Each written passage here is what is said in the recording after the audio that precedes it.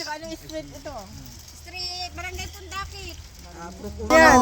Ito ang mga ano namin, lunch namin. Ang saya. Busog na ako. Less carbohydrates. Oo, busog na ako. May espasol pa. Ito po, super. Kumpleto tayo, may dessert na tayo. Soft drinks na lang. Kompleto na. Tayo, ano pangalan mo? Reynaldo. Ang saya. Renato Dried Fish.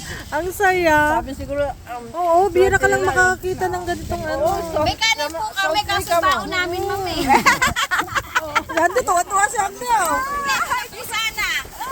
yun na dito. Joke lang. Kaya baka Thank you, kayo kasama ka. Gusto nyo? Ano kakain? Di kayo kumain? Sasama sila kakain. Sama natin. Sama natin. Kailangan may ano, may dagdag pa. May dagdag pa. Papakain natin eh. Papakain natin. Ito nila lahat. Pakakainin kayo, dagdagan na niya yun. Kaya, hindi na yun. Ang saya natin. Sabayan na lang pala. Busog na tayo dito. Ayun o. Ang sarap.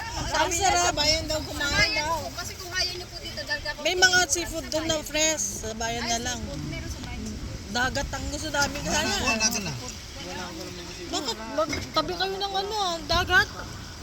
Baka pang Manila din ang mga binibenta nila sa bayan. Wala sipod, yung mga babong. Ang sarap!